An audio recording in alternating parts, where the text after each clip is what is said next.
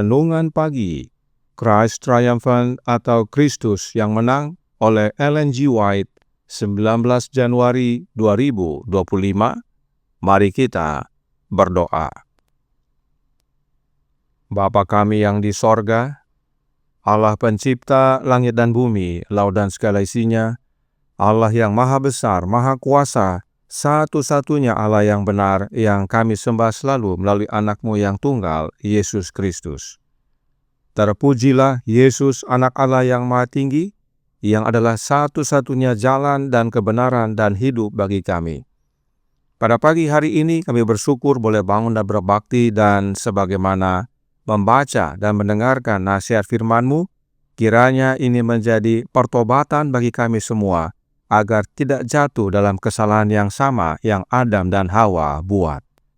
Beserta kami sepanjang perbaktian ini kehendak-Mu yang jadi. Ampun kami akan dosa dan salah, karena kami berdoa hanya dalam nama Anak Allah yang tunggal, Yesus Kristus, yang adalah Tuhan dan Juru Selamat kami. Amin. Renungan hari ini akan dibacakan oleh Saudari Ashley Tambunan. Kepada Saudari Ashley, kami persilahkan. Selamat pagi. Renungan pagi kita pada hari ini tanggal 19 Januari 2024 berjudul Akibat Dosa. Ayat inti kita diambil dari Kejadian 3 ayat 8. Bersembunyilah manusia dan istrinya itu terhadap Tuhan Allah di antara pohon-pohonan dalam taman itu. Adam tidak mempertimbangkan semua konsekuensi yang diakibatkan oleh ketidaktaatannya. Ia tidak menetapkan pikirannya untuk menentang Allah, dan ia juga tidak berbicara menentang Allah dengan cara apapun. Ia hanya bertindak bertentangan langsung dengan perintahnya yang tegas. Dan betapa banyak orang saat ini melakukan hal yang sama, dan kesalahan mereka jauh lebih besar karena mereka memiliki contoh pengalaman Adam dalam ketidaktaatan, dan akibatnya yang mengerikan untuk memperingatkan mereka tentang akibat pelanggaran hukum Allah. Jadi mereka memiliki terang yang jelas tentang pokok bahasan ini, dan tidak ada alasan untuk kesalahan mereka dalam mengingkari dan tidak menaati otoritas Allah.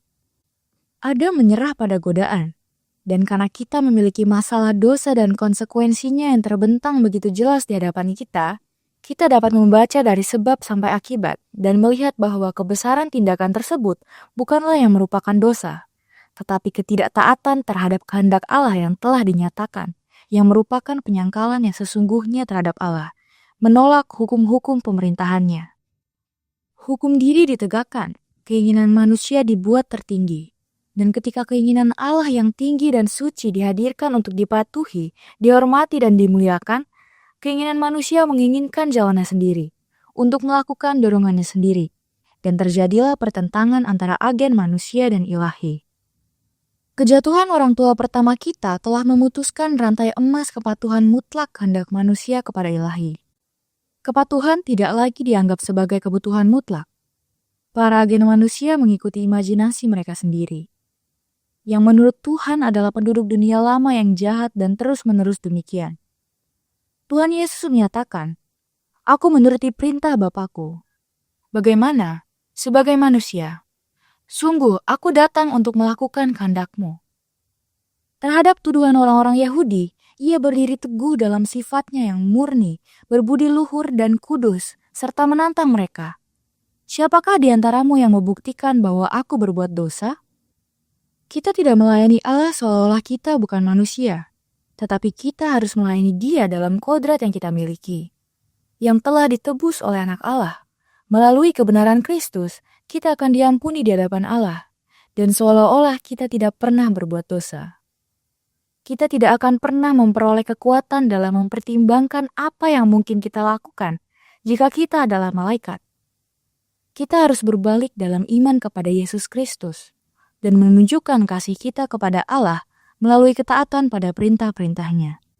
Dikutip dari manuskrip 1 1892 dalam manuskrip Releases 6 halaman 337-342. Terima kasih atas penata-layanan Saudari Ashley. Tuhan Yesus memberkati.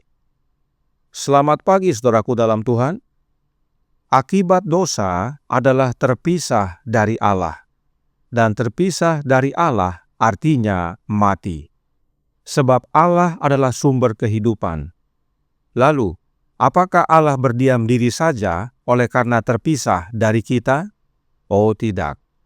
Suratnya nomor 19a, tahun 1884, paragraf 10 berkata, Penciptamu tidak meninggalkanmu. Yesus telah menghubungkanmu melalui tubuhnya sendiri kepada Yang Maha Kuasa, dan kesetiaannya tidak akan pernah gagal. Janji-janjinya lebih pasti daripada bukit-bukit yang kekal. Inilah kegenapan Yohanes 3 ayat 16.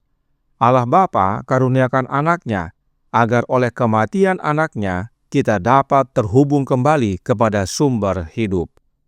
Karenanya Roh Nubuat berkata dalam manuskrip 50 tahun 1900 paragraf 5. Ketika pikiran tertuju pada salib Kalvari, Kristus melalui penglihatan yang tidak sempurna terlihat di salib yang memalukan. Mengapa dia mati? Sebagai akibat dari dosa. Apakah dosa itu? Pelanggaran hukum. Maka mata pun terbuka untuk melihat karakter dosa. Karakter dosa adalah kematian. Itulah yang kita lihat pada salib Yesus.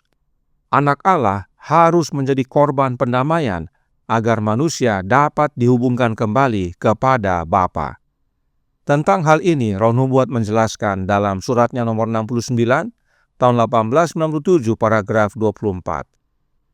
Kristus di kayu salib tidak hanya menarik manusia untuk bertobat kepada Allah atas pelanggaran hukumnya.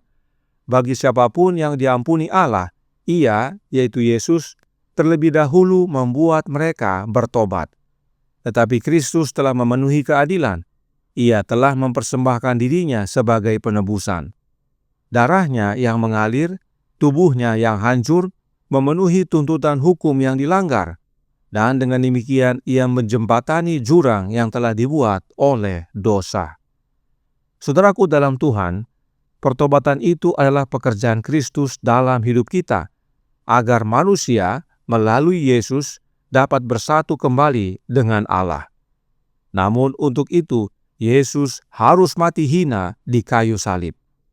Inilah yang Adam tidak pertimbangkan.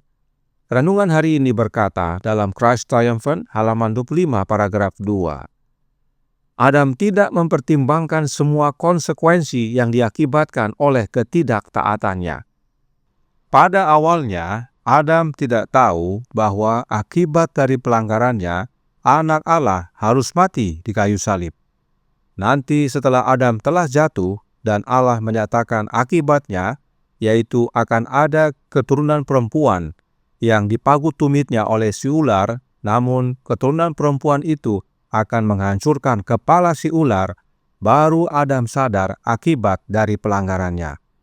Padahal, masih dalam paragraf yang sama dikatakan, ia tidak menetapkan pikirannya untuk menentang Allah, dan ia juga tidak berbicara menentang Allah dengan cara apapun.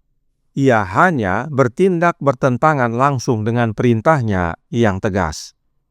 Tidak ada pikiran dan perkataan Adam untuk menentang Allah. Namun perbuatannya yang secara langsung menentang hukum Allah. Dan hal ini penting sekali dipahami oleh umat-umat Allah. Dikatakan dalam kalimat selanjutnya, dan betapa banyak orang saat ini melakukan hal yang sama, dan kesalahan mereka jauh lebih besar karena mereka memiliki contoh pengalaman Adam dalam ketidaktaatan dan akibatnya yang mengerikan untuk memperingatkan mereka tentang akibat pelanggaran hukum Allah. Pengalaman Adam adalah pelajaran penting bagi kita, khususnya akibat dosa. Tetapi masih banyak orang yang melakukan kesalahan yang sama. Ingat, awalnya tidak ada niat Hawa untuk petik dan makan buah. Hawa hanya ingin tahu kenapa buah yang indah itu tidak boleh dimakan. Namun melalui keingintahuannya itulah setan goda Hawa. Setan tuntun Hawa untuk akhirnya melawan perintah Allah. Dan saat Hawa petik sendiri, lalu bawa kepada suaminya, tidak ada perkataannya yang menghujat Allah. Hawa bawa buah kepada Adam untuk menyampaikan apa yang setan katakan adalah benar, bahwa meski mereka meraba dan makan, mereka tidak mati, dan bahkan membuat mata mereka terbuka, tahu tentang yang baik dan yang jahat. Jadi, sebenarnya tidak ada rencana Adam dan Hawa untuk melawan Allah. Tetapi sebagaimana mereka layani godaan, akhirnya mereka jatuh. Itulah sebabnya Roh Nubuat berkata tentang dosa dalam The Great Controversy, halaman 492, paragraf 2. Dosa adalah penyusup yang kehadirannya tidak dapat dijelaskan. Dosa itu misterius, tidak dapat dipertanggungjawabkan. Memaafkannya berarti membelanya. Jika alasan untuk dosa ditemukan atau alasan untuk keberadaannya ditunjukkan, maka dosa itu tidak lagi menjadi dosa. Inilah yang terjadi pada Lucifer, Adam, dan Hawa. Mereka tidak dapat jelaskan kehadirannya, tetapi nyata dalam hati mereka dan mereka ikuti. Nanti saat hukuman dinyatakan, barulah mereka sadar akibat dari dosa. Mereka sadar bahwa dosa itu tidak dapat dimaafkan. Akibatnya pasti, yaitu mati. Dan tidak hanya kematian, tetapi juga kepatuhan hilang. Renungan hari ini berkata dalam Christ Triumphant, halaman 25, paragraf 5. Kejatuhan orang tua pertama kita telah memutuskan rantai emas kepatuhan mutlak, kehendak manusia kepada ilahi. Kepatuhan tidak lagi dianggap sebagai kebutuhan mutlak. Oleh karenanya, Yesus datang ke dunia ini, bukan hanya untuk menjadi korban pendamaian, agar manusia dapat bersatu kembali dengan Allah Bapa, sumber kehidupan, sumber segalanya, tetapi juga untuk memulihkan kembali kehidupan penurutan, kepatuhan mutlak kepada perintah Allah, hukum Allah pada manusia. Dan Yesus hidupkan penurutan sempurna kepada hukum Allah sebagai manusia. Itulah yang renungan hari ini nyatakan dalam paragraf yang sama. Tuhan Yesus menyatakan, "Aku menuruti perintah Bapa-Ku." Bagaimana? Sebagai manusia. Sungguh, aku datang untuk melakukan kehendak-Mu. Saudaraku dalam Tuhan, penting sekali dipulihkan kehidupan kepatuhan mutlak kepada perintah Allah, hukum Allah. Sebab, jika kita tidak patuh, maka itulah dosa, dan akibat dosa adalah maut. Karenanya, tidak patuh atau tidak menurut perintah Allah, hukum Allah, sama dengan mati. Itulah pentingnya kita pahami akibat dosa, dan kita pahami solusinya. Sekarang, bagaimana caranya agar kita menurut hukum dan bebas dari hukum dosa dan hukum maut? Roma 8 ayat 1 dan 2 berkata, "Demikianlah sekarang tidak ada penghukuman bagi mereka yang ada di dalam Kristus Yesus. Roh yang memberi hidup telah memerdekakan kamu dalam Kristus dari hukum dosa dan hukum maut." Siapakah roh yang memberi hidup ini atau roh yang menghidupkan? 1 Korintus 15 ayat 45. Seperti ada tertulis, manusia pertama, Adam, menjadi makhluk yang hidup, tetapi Adam yang akhir menjadi roh yang menghidupkan.